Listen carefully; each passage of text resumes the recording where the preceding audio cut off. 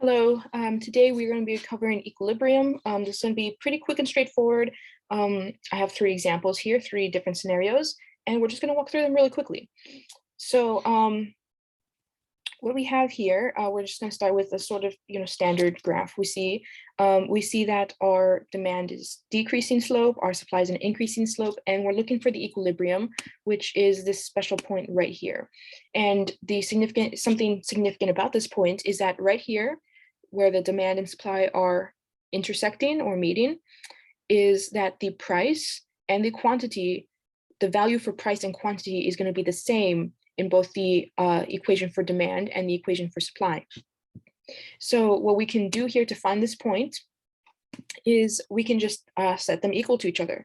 So we know the price right here at P star, the price is going to be equal to 92 minus 3Q from our demand equation.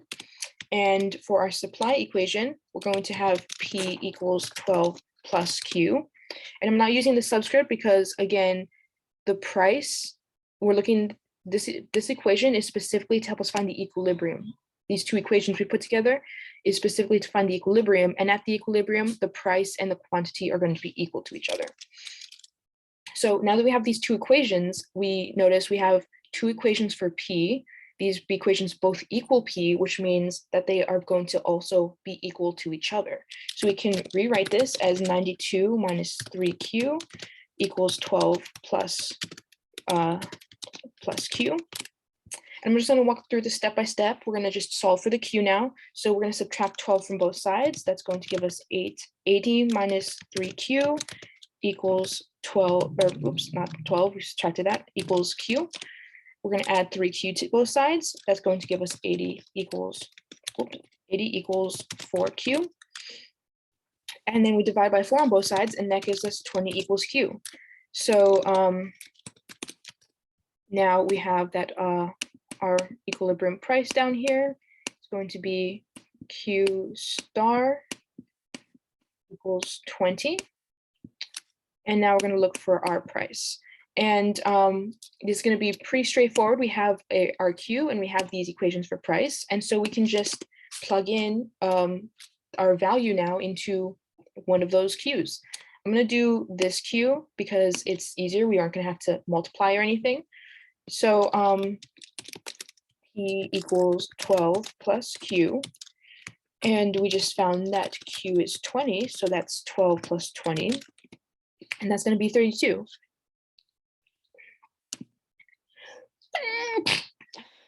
Sorry. So we have our P star now is going to be P star. This is our price. So that's going to be in dollars is going to be $32. So now going on to our next example. In this case, we see a flat demand curve. So what is different about this one with our flat demand curve is up here, we see as our demand curve as we're going along our demand curve, we see our price is decreasing and our quantity is increasing. Here, as we go along our demand curve, as we go along this way, the price is staying the same, but our quantity is increasing. And what this means is that at any quantity here, this could be like 10, this could be like 30. We haven't figured out that equilibrium point yet. So it could be like 10, at like 100, like out here at 1,000. If 10, 100, 1,000, however many units are being supplied, as long as the price is 32, consumers are going to demand that quantity. We have, at a price of 32, consumers might demand 10. They might demand 30. If we extend this line out, because we know it's just going to keep continuing, they'll demand 100. So what this flat curve is showing is that as long as the price is 32 or less than 32, consumers are going to be demanding however much they can get their hands on.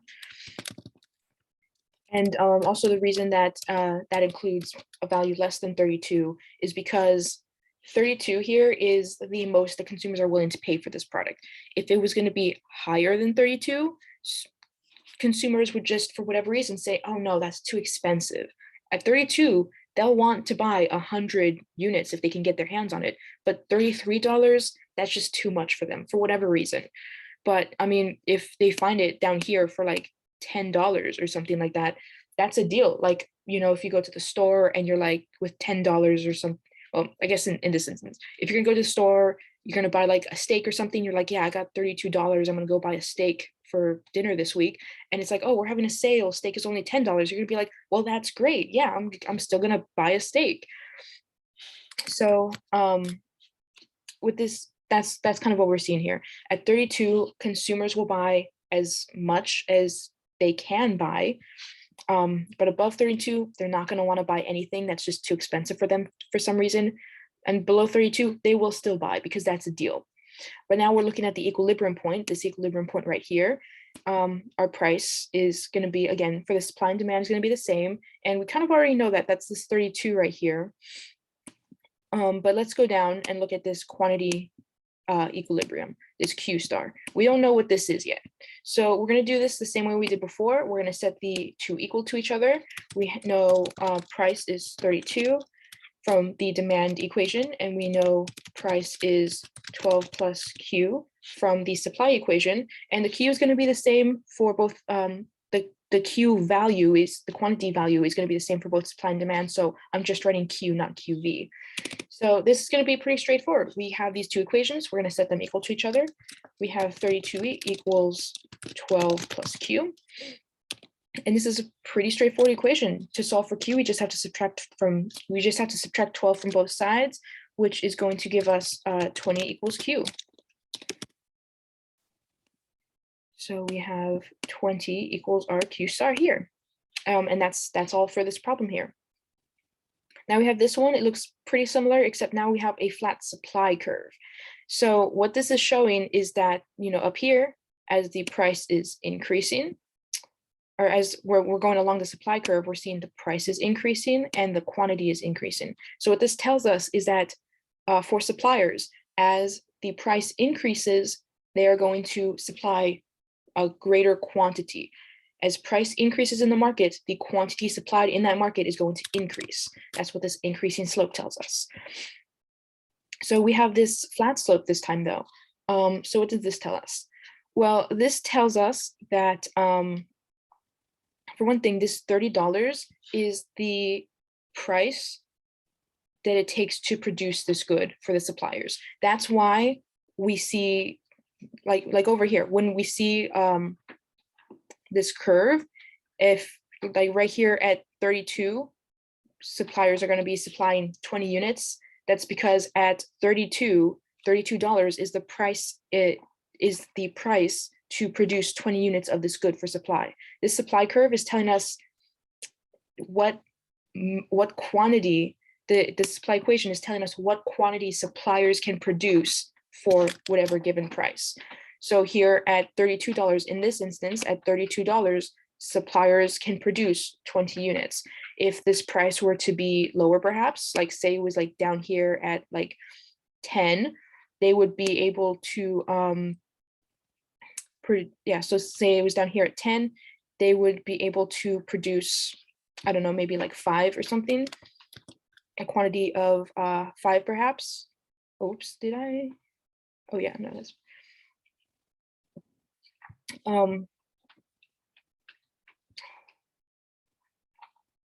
yeah, so sorry, I got a little off topic, distracted.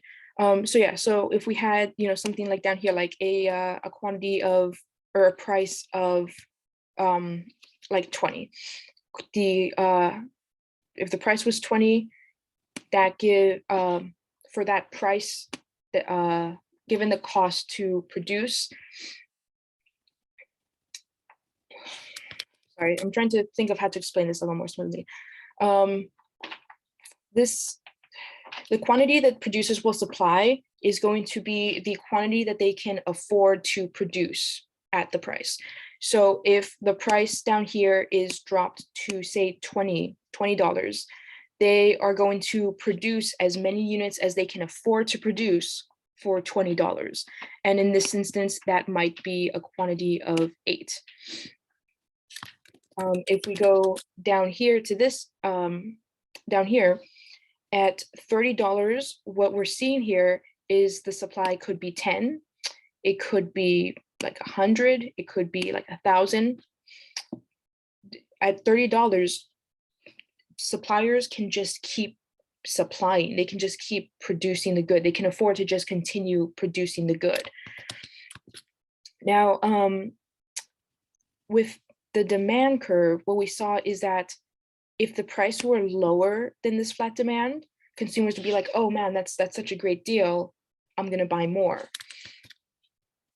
What we're gonna see here with suppliers though, is that $30 is what it costs to produce this good. If you have the price at less than $30, if the price here were to be $10, they would not be able to supply this good. It costs $30 to produce. They're not going to be able to produce at $10, because if they pay $30 to, like, let's say this is the amount of, say this good is like tires or something. If it costs a producer $30 to create a tire to sell, and the price is $10, they are losing $20 for every unit they produce and sell. No one is going to want to enter a market where they're losing money. So the only way that suppliers are going to continue to supply and produce is going to be at $30 or more, because if instead the price is like $50, well, that's a profit of $20.